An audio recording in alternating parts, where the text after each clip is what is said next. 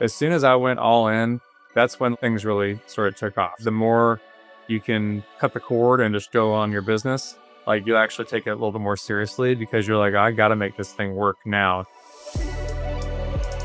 Welcome to Made Locally, the podcast for people building real businesses in the real world. I'm Rahul Jaswa, and on this show, I interview the entrepreneurs that have built thriving local businesses to uncover how they attracted customers, built strong brands, and grew rapidly and sustainably. You'll hear from operators, founders, and experts sharing what's actually working across marketing, operations, and technology. No fluff, just practical insights you can use today. Today's guest is Chaz. He's a dentist, an entrepreneur, a speaker, a Navy Dental Corps lieutenant, and he's the founder of both the local dentist in Bellingham and the dental Jumpstart. He is someone who's, built a brand and a business from the ground up a couple times now.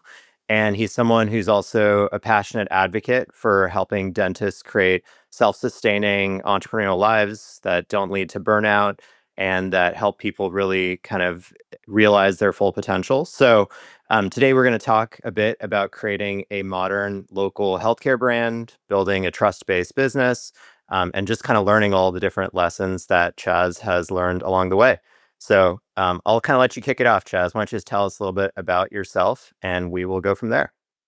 Yeah, perfect. Well, thanks for having me. And yeah, I'm passionate about entrepreneurship, people, just living their life on purpose with intention, and I think that, we live in a time where there's just a lot of resources to be able to go out and build the career and, the vision that you really want. And as opposed to letting someone else dictate that for you. I'm originally from Kentucky. It's where I was born and raised, where I went to school and graduated from Western Kentucky University for undergrad and then University of Kentucky for dental school. I actually signed on with the U.S. Navy. I did my 4 years of graduate school, and then I commissioned as an officer. And from there, I kind of moved around. I was an associate or an employee of a practice for a couple years, and then I decided to do a startup. So, as a dentist, if you want to kind of get into business ownership, you typically are going to go buy an existing book of business. When I first heard about doing a startup, I was like, no one does that anymore. That was like in the 80s and 90s. Like that's not a thing.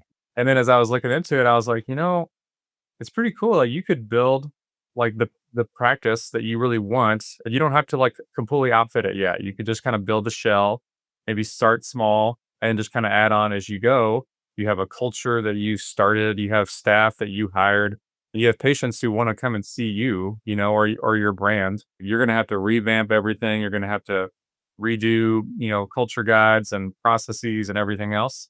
So for me, once I kind of caught a sniff of that, I just thought, well, there's not a lot of people who start, at least in the dental field. There's not a lot of people who start from scratch and then just completely go under. I mean, that's like some catastrophic things have to happen. So I was like, well, it might take me a few years, but I'm willing to do that because I would rather have the practice that I want because I was just fed up with, you know, when I was an employee of the U.S. government, even as an associate, I was just like I was really stressed out by the lack of control and the lack of ability to implement. And to me, like the stress of starting a business actually seemed somehow less than the stress of being stuck in a rut for years and years. So then I just decided to commit and start from scratch. So that's kind of my quick story. Yeah, awesome. And, growing up in a dental family where your father was a dental entrepreneur himself, was it kind of clear to you from really early on that this was the path that you'd eventually end up on? Or was it more like as you grew up and you started to do pattern recognition and connect the dots, you're like, oh, actually, I've kind of seen this before and I actually feel like this could be a good fit for me? Yeah, it's funny. I'm really glad that I did that early on because I do think, as interviewing and entrepreneurs and try to be one yourself, like it can be lonely, when you're just out there on your own, this rugged individualist. And so I think it's just all part of the journey. But I think deep in my mind, I knew that eventually I would want to be like a leader and an entrepreneur. Yeah. Cool. Awesome. And so you spent this time in the Navy, and that must have been an incredibly structured, regimented, bureaucratic environment. And I've talked to several people who are former military, and they want to to jump into this entrepreneurial path. And sometimes they bring a lot of the perspective that they developed in those types of structured environments, and they kind of adopt those same types of practices to create really tight operations and, very clear lines of communication and all these types of things.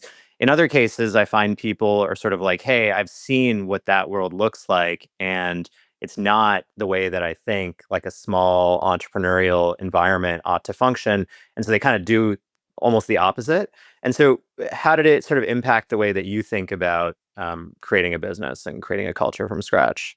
Well, I think the parts that I liked that I've taken from it, yeah, I would say, one of the mantras I still kind of operate by is like, hey, we need to handle things at the lowest level. There's like a chain of command, and you handle it at the lowest level first.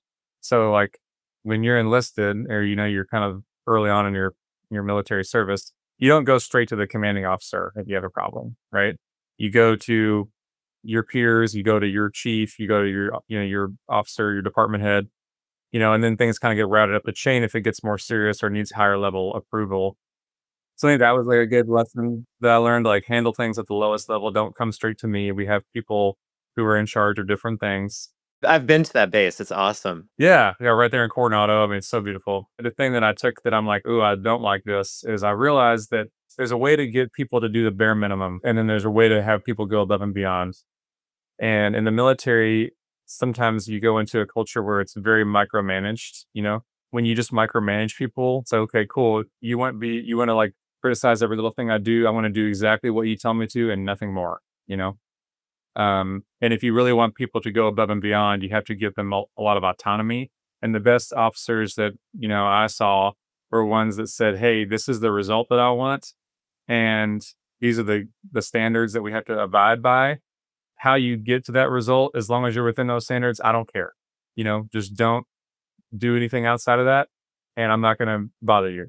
And if you consistently provide this result, then great. So one of the best ways I saw that was in the military, you're kind of considered like 24/7, right? If something happens at 9 o'clock at night and you got to go to the base and take care of it, you do it. So one of the department heads I had was always like, "Hey, listen, if we've completed our tasks for the day and we're hitting our goals, like I'm going to let you guys off early because you could get called in, at any point. So it's a nice day. It's 1 o'clock. We've kind of done the job. Two of you go ahead and go home. You guys stay. We'll kind of switch throughout the week." And people love that, right? They're like, "I'm going to work hard. I'm going to get off early." But then when crap at the fan, he's like, "Hey, we got to stay late or we got to do this." No one complains, right? Because they knew that like he wasn't just going to be nose to the ground, start micromanaging people. So those are again another long answer to the pros and the cons I took from my military background.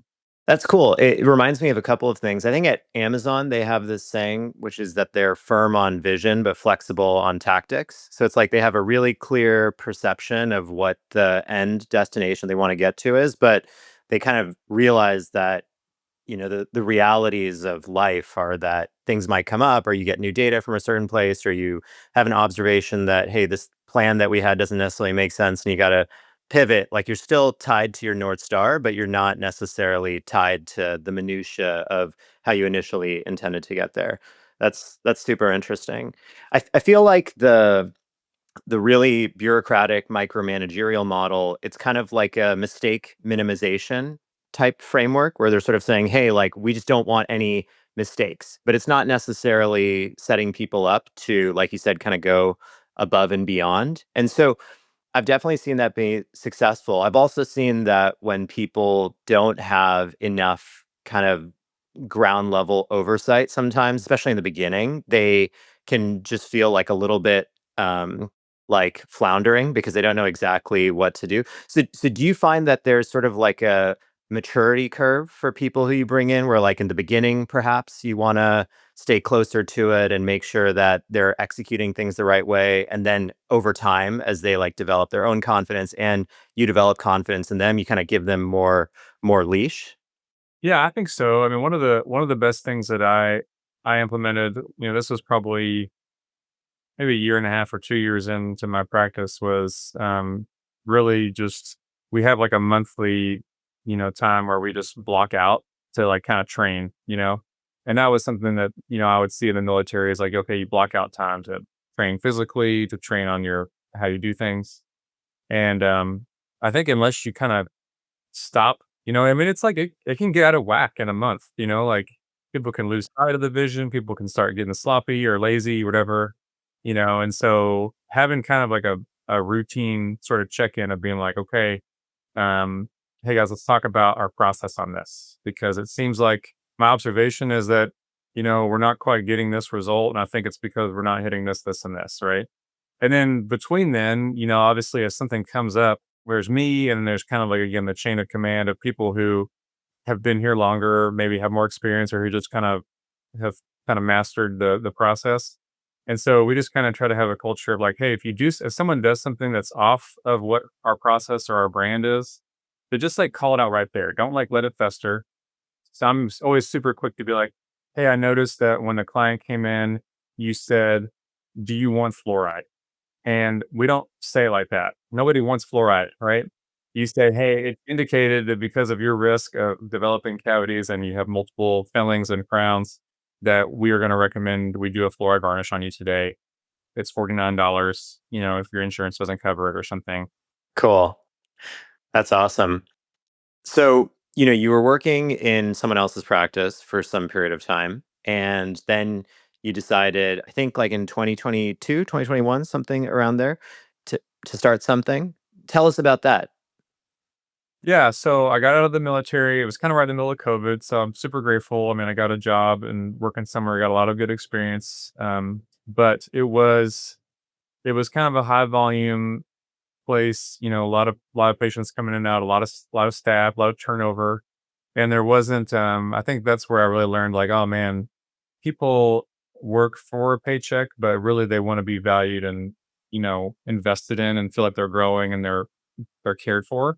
Yeah, I was kind of like at the time, the practice I was working at was like 30 minutes south of Bellingham. And I kept thinking about Bellingham because we just loved a lot of different things about it. And so I started looking at practices for sale. And as I was looking, it was like, man, I actually think it's better to acquire a business if everything lines up. If it's like, okay, the values are there, the growth potential is there, like, the location, all that lines up like 100%. You should just buy that book of business and improve it. Like that's going to be a way more efficient model.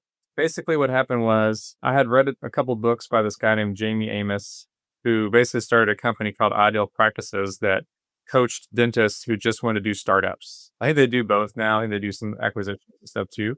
But he's like any sort of good entrepreneur. He kind of gets you in the mindset of like, well, why not you? Like, why can't you start a practice? And like, so other people have done it. Why not you? And like, we've seen hundreds, if not thousands, of successful startups. So then they basically, because it was COVID, they had like an online course that you could go and take on Zoom.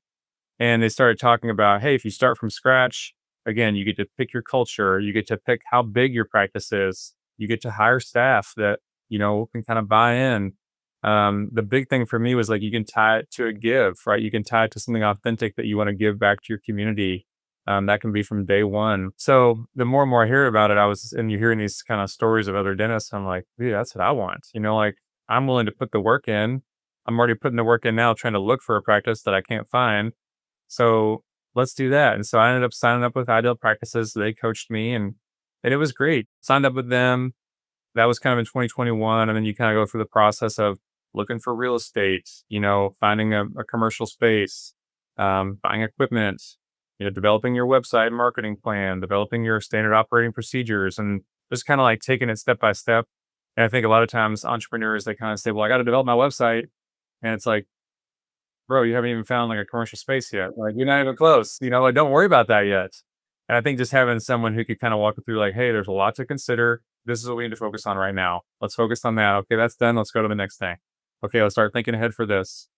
So that was huge, for me having a coach. And then yeah, I found a space in Bellingham and then it took probably about a year and a half to from when decided to do a startup to opening the doors. So it's not just like a buying a business where it's okay, here, I found it in a month, I'm taking it over. But again, it's 3.5 years later.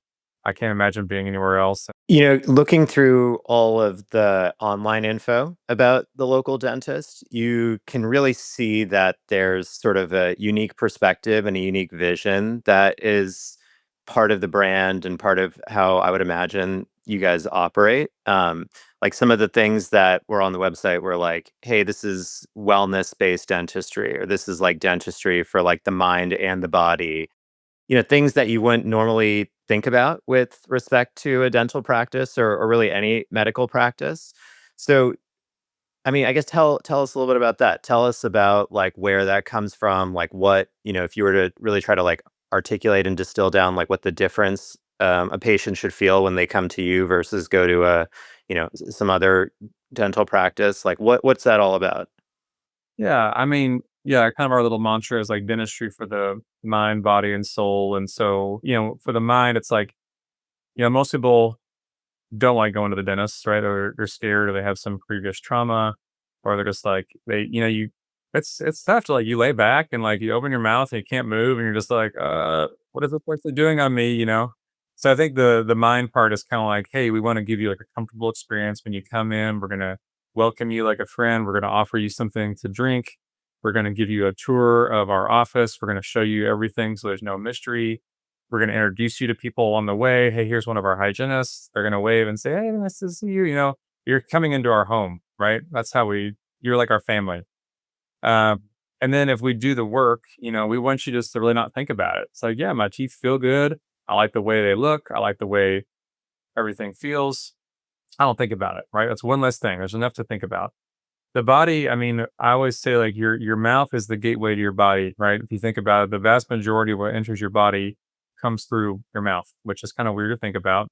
But you think about, eating, drinking, breathing, I mean your nose and stuff too. But there's now like I think there's 60 diseases now that are tied to the pathogens that start in your mouth, really with your brain, heart, and gut. So Alzheimer's disease, dementia, whole host of heart diseases, chronic gut issues. I mean, we swallow about 2 gallons of saliva a day, which is, man, I think I like 2 gallons of like, Remarkable to think about. that's gross. I know. And then, your airway that's a big part of our practice is like airway health and kids and adults, things like sleep apnea, deviated septums, tonsils, stuff like that. So, from the body perspective, I mean, I think I'm just trying to bridge the gap, like in the medical and dental field. So we work a lot with sleep physicians, we work a lot with ENTs, cardiologists, gastroenterologists, and primary care, just to kind of bridge that gap and communicate of like, hey, this is what we're seeing in our mutual patients, and vice versa. And the big thing that we say is like treating causes before symptoms. When people come in, I want them to feel like, yeah, I'm coming home. I'm seeing like my friends and my family, and so we try to really connect if like someone has a business. It's like, oh, I own a brewery. Oh, awesome. That's awesome. So we're gonna have like in our front lounge, like we have like a screen that just highlights local businesses. Like, hey, check out this brewery. They got this event going on. It will post in our social media. I think just like, knowing people and being like, hey, how was that marathon you ran? Or like, how are your kids doing? Just kind of getting them on a soul level, and all of that kind of ties into like, you can sell people on like, hey, you need this because you have a cavity, right? That's like, okay, well, I don't want to have a cavity. But it's also like, well, hey, like, how does your like oral health, or how does your sleeping, or how does your gum, like, how does this affect your life? And if it's like, oh man, like I just hate smiling. Like every time I smile in a picture, I'm just like, this stinks. Like I don't even want to do it. I get nervous about it. Or like, my breath is always terrible. I get on the airplane and I'm just like, people are smelling I think I got gum disease. I don't know. Something's going on. Or hey, I go on a trip with my friends and they can't even be in the same room as me because I'm snoring so loud. Like how does that affect your life? Because that's what I want to treat. Like these health symptoms are important, but it's more so like the emotional and life part, that I think that if we can connect to that, that really is what changes people's lives. So again, long answer to kind of our culture and what the whole mind, body, soul thing means. But It's cool to have deep purpose, I think. It kinda gives people a real tangible thing to connect to, when they're part of a team, and then also your patients, if it really bleeds through, they also kinda start to recognize you for that.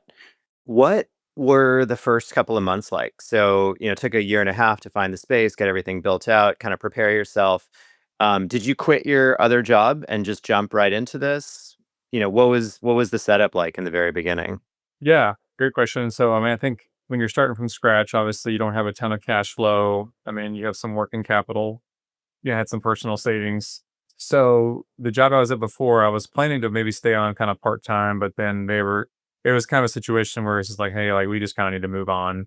We want to like replace you, and that was fine. I ended up finding a place that had a doctor. It was like husband and wife, and she was having a baby, so they needed someone. I just decided to go like 1 day a week, but honestly, I did that for about a month, and I was like, every time I'm there, I'm just thinking about, oh, I need to work on this for my practice, and it was a little bit of supplemental income, but I would just tell anyone like, if you are going to start, I mean, I can speak to dentists specifically, but if you're going to start a office from scratch, if you can have a buffer of savings that you can go all in on your business, like that's the best thing you can do. Now everyone has a different situation, but as soon as I went all in, that's when like things really sort of took off. So I think that the more you can kind of cut the cord and just go on your business, like you actually take it a little bit more seriously because you're like, I got to make this thing work now.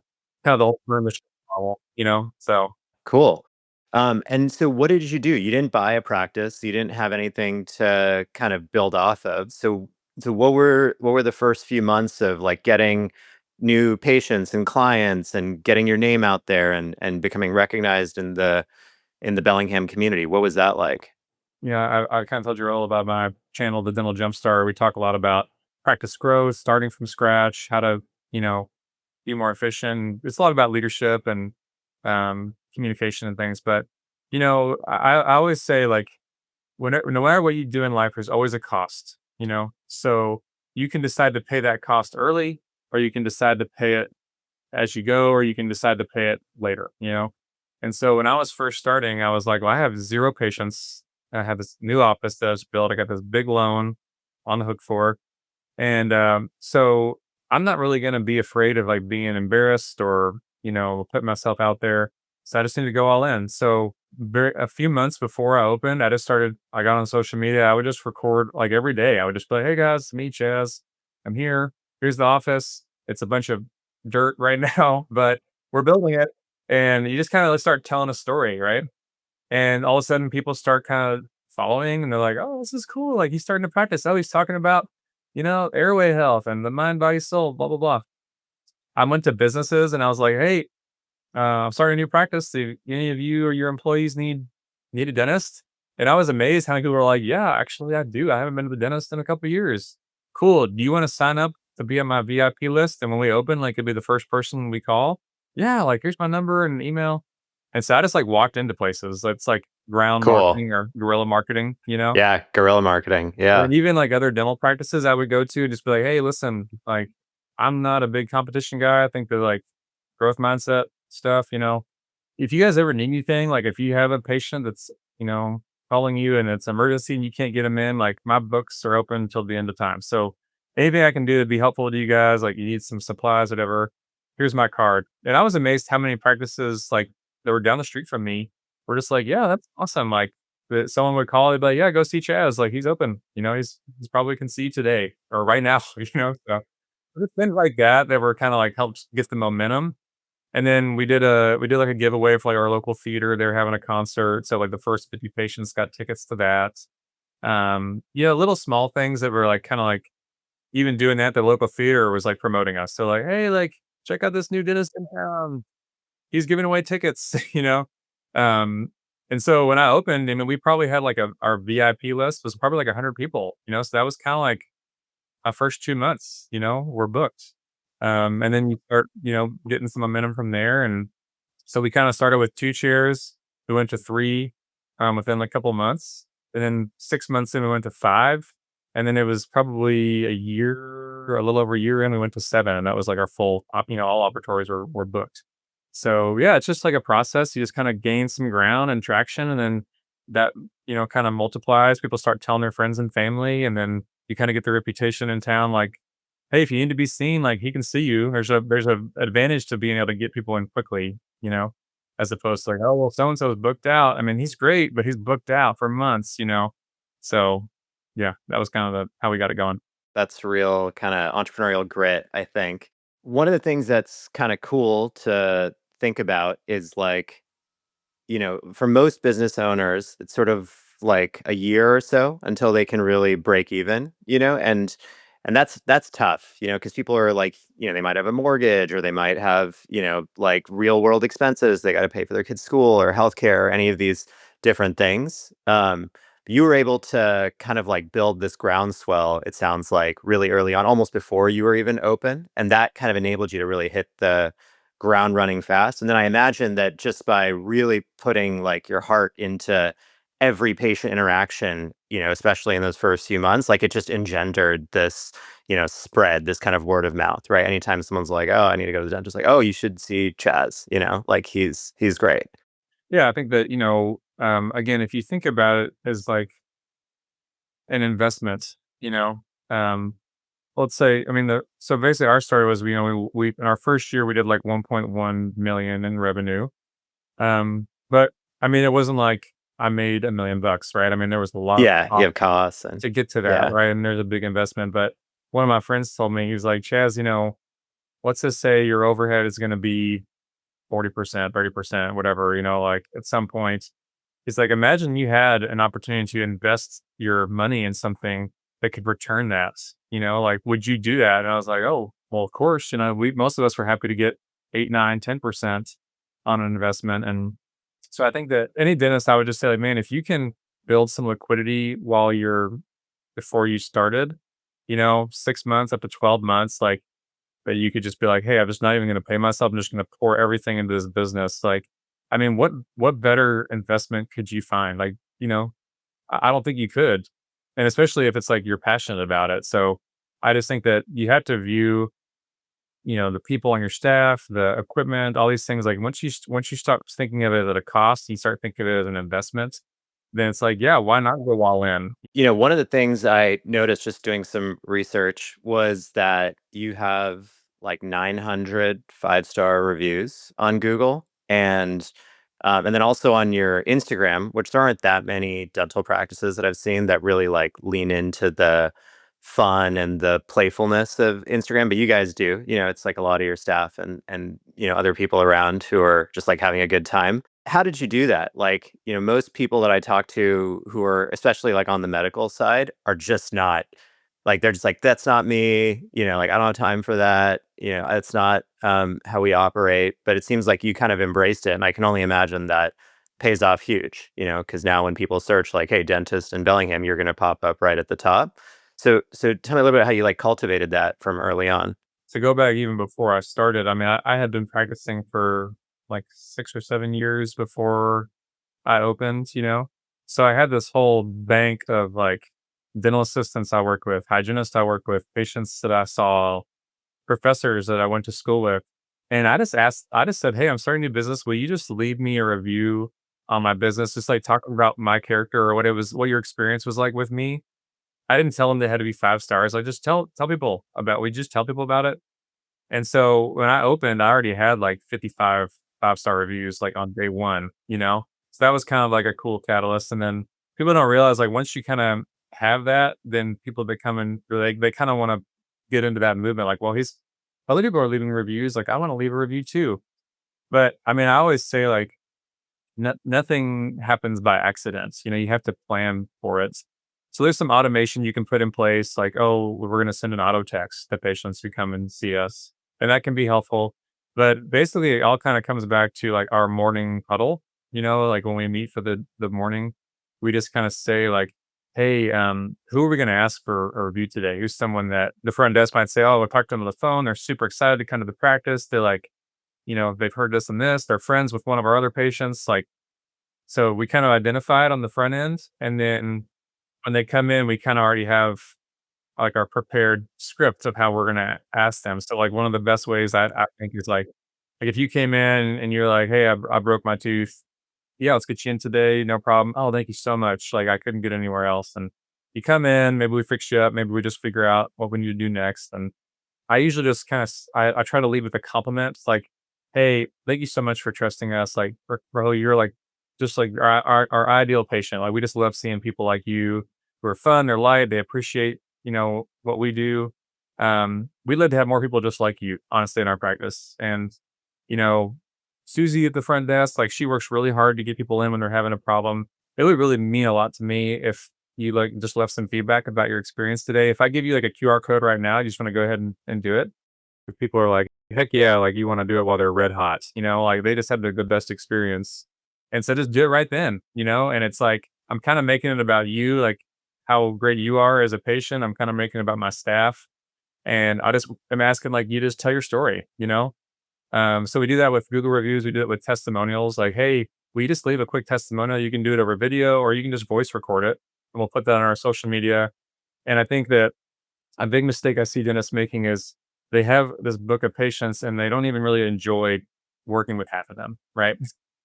And so if you want to get more into that kind of 80-20, like I want 80%, if not 100% of my patients to be people that I just like love seeing. And the best way to do that is to put more stuff out there that's like, these are my ideal patient. They left a review, left a testimonial. That's going to lead to more people like them. And then the people that you don't enjoy working with, like just liberate them. You just be like, hey, listen, doesn't sound like you're happy here. Let's set you free. I want you to be happy, and I want you to go somewhere where you feel like that. Doesn't seem like we're accomplishing that for you here. No big deal. So that's kind of a way to cultivate more patience than you like and get rid of the ones you don't. Yeah. Well, it sounds like you've been really intentional about this part of it, which is interesting and I would say pretty rare. I mean, usually people are like, "Oh, I'm not getting reviews," or "Oh, I told my front desk person to just like ask everyone who comes in for a review when they do their check-in." And maybe they're kind of going through the motions, but it's not as like deeply heartfelt the way that you kind of role played it for me just there. So, I can imagine that makes a huge difference when people feel like they're really being spoken to, like, on an authentic human level. Yeah, I think I mean, and then I do like little things like our staff, like for every 10 5-star reviews we get, I like buy the staff coffee. Sometimes they'll either be playful about it. They'll be like, hey, will you leave us a review because Dr. Chaz is, we get one more, he's buying us coffee. And they're like, oh, heck yeah, let's do it. Healthy on me kind That's of thing. cool. I So love and that. so we just kinda have a Yeah, culture of I fun love with that. that, and, yeah, I just tell them, like, "Just shoot your shot," like, you're gonna ask 10 people, 5 of them might do it, but, like, you miss 100% of the shots you don't take. So, yeah, that's just kinda part of our culture. We plan for it. We are intentional on the way that we say it to the patient, and then, we just really make it about a compliment to them. Like, "We just want more people like you, so can you just help spread the word?" And this is a really easy way to do it. Yeah. Yeah, cool. Do you feel like with what you know now about how to run a successful practice, you went from 2 chairs to 7, so, like, almost 4x growth in just a few years. Do you feel like you could drop into, like, any dental practice now and just, like, take over the steering wheel for a month or 2 and just, like, clean it up? Do you kinda feel like you've got, like, a playbook now? I don't know about a couple months, but I think that there's a playbook, right? But I think that it takes time and it takes people to really be able to like implement that. I think that's where like where leadership really comes into play. I mean, it's hard, it's hard to find and recruit people, and then it's hard to let people go, right? That just aren't doing it. And I think this could be just business owners in general, but I can speak to dentists and specifically, we kind of keep people on board who are like, hey, I want to like cast suspicion, implement this, and they're just like, uh, okay, maybe, they're just kind of like this slow drag on it, and so um, They're, like, glass half empty. yeah, yeah. So I think that you could do that, but it would probably involve some like if people are on board with it, like any dentist could go into a practice and they're just going to struggle if like because so much of it, I think so many dentists just rely on themselves, right? They're typically very charismatic. They're really passionate about their work. They're kind of go getters, right? They're type A usually, and they're just saying, I'm just going to grit down and I'm going to do this thing. And I say it a lot, like I want people to come here because of like our brand and our culture, and I think that that's probably like you could have the best playbook in the world if you don't have the right people, it's just not gonna work. So you kinda created one super successful practice that I think has real lasting power just because, you built this brand and this online persona, and you've got all this reputation, on social media and Google. So why not go and start launching more practices? Like, what is sort of like the future look like for you? Well, I think that I like doing things with. with people, I mean, any sort of like entrepreneurial venture I've kind of gone into, the whole phrase of like, if you want to go fast, go alone. If you want to go far, go together sort of thing. So I think for me now, like I'd really like to, I have a doctor who just started my practice about a month ago. Um, and I'm like, hey, like I would really love it if like I can kind of focus on the things that I do really well and I like, and you can focus on those things and we can kind of do this thing together. Um, so maybe that would lead to multiple locations. I don't know, but it's kind of enough for me to I have my 13 staff and I've got, my practice and I just want to do that really well, and um we'll see what the future holds, but I think that I just like working with really good people and I think that just gets harder and harder as you get bigger and bigger. So, dentists I think historically have not scaled practices super well, and that's why a lot of corporations and stuff have come in. And so I don't know, we'll see. But I think there's just a lot of meat on the bone with the practice that I have now. And I take a lot of time off and I don't work crazy hours and things. And so just optimizing the space that we're in before we just increase our overhead and everything else kind of feels like the next best move. And then I think, for me, like I'm probably more passionate. Obviously, like even just this, kind of back and forth. I know I'm talking a lot, but this is very energizing for me. Like I just want dentists to go out and like live their life intentionally. And so probably where I feel the most passionate is helping people, you know, kind of actually consider what they want without having to justify it to people and then going out and doing it, as opposed to just like, well, insurance companies are doing this and like, oh, well, my city won't allow for that. And, and all these excuses and just being like, well, what do you want? Because Bellingham was a super saturated market.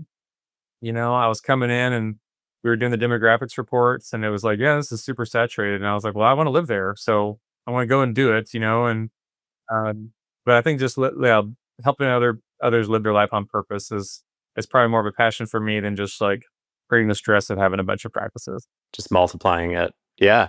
Okay, cool. Well, let's kind of close out with the dental jumpstart. So, this is your YouTube educational brand, and you've been really prolific. I think when I checked, you had like 200 videos or 150 videos or something like that, which takes intense commitment. So obviously, you must really have the passion for it.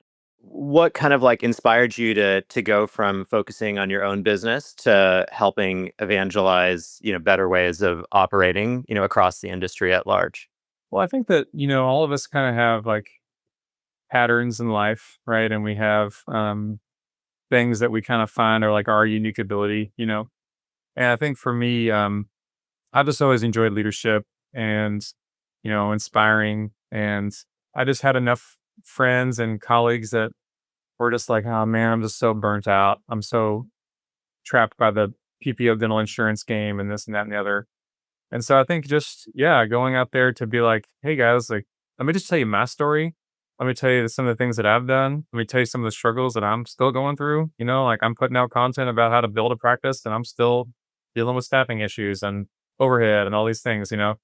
Um, and so I think it's just kind of therapeutic for me, a little bit to go out and tell stories. And then kind of like you, I mean, what you were telling me about, yeah, I see all these businesses who are like, "Oh, I didn't learn this till like year 3," you know, and I wish I would have known it earlier. And kind of going back to the whole coaching thing, it's like, man, if you can learn from people's successes and mistakes and you can just kind of take that, put your own spin on it and implement it, it's just so much better. So I think for me, like helping dentists realize like their communication style, how they can be more effective, their leadership of their team, actually thinking about what they want and like eliminating what they don't. And then we talk a lot about dropping insurance networks and things. That's a big struggle that dentists have because most dental insurance companies haven't raised their reimbursements for like 30 years. I think I saw a meme like the New York Knicks won NBA title like 3 years ago, and that was the last time Delta Dental like raised their fees or something. So it's just like everything else is growing in cost, but we're like taking the hit all the time, and it just messes with your mind. And I just want to evangelize, like, go and live your life on purpose. Success isn't an accident, and it's like not as hard as you might think if you actually have something that's pulling you. And then I just like to speak and and engage and yeah, just help people go live intentionally. So Cool. Okay, so last question. So maybe even just drawing from your video catalog of content that you've created, if you had to point a dental entrepreneur to like one piece of content where there's like one real sharp insight that you're like, hey, this is something that like really helps people, what would you say that is? Like, what's like your number one, insight? One of them that just got released that I probably got the most feedback on, people just be like, "Yeah, that was awesome." Is really just talking about like sales, So yeah, I think that dentists in general, like, think that sales is a very dirty word, you know. But if you kind of reframe it to be like, well, we're really just trying to help you hear people's problem or you notice a problem and you help them get to the solution. But how you bridge that gap is sales, or communication. And so I think that, most of us could really improve our ability to communicate value to people and like tie it into their why, as opposed to just being like, well, I mean, they have five cavities and I'm going to tell them they have five cavities and they should fix it. That should be enough. Yeah, I think that's a mistake. And so I think that if you could go and really improve you and your team's like sales and communication techniques, that alone would, you know, was like huge, be a huge jump to your case acceptance and your revenue. And then just think about how much like heartache and pain and money you're saving your patients by being like, hey, I'm gonna communicate this to you now so that you can take care of it so that you don't have a problem on Christmas morning next year, or whatever. So I think that some of the content on like sales and communication and like keywords to use, like don't say this, say that. Don't say cost, say investment. Like things like that. I think most of us could improve when we're like selling and communicating to people. Cool, man. Well, that's great. I'm super excited to watch that video and some of the other ones and to chat again because it seems like you just have really dialed in the process of building a local dental business. So, huge congrats. Excited to see what happens next. And yeah, I think there are going to be a lot of people who watch this or listen to this and they're like, holy shit, I can actually do this Yeah, myself. they should Yeah. because they can. I mean, I'm not anyone special. I just did a few things that people told me to do, and hung in there when it was tough. And it's like, yeah, it's right on the other side of that. People can have the practice that they want, the team and the patience and everything. So yeah, but this is great, man. Thank you so much Cool. for asking me great questions. Thanks for listening to Made Locally. If you found this useful, share it with another business owner who's in the trenches like you. Make sure you're subscribed so you don't miss the next episode. And if something stood out, I'd love to read your comments. See you in the next episode.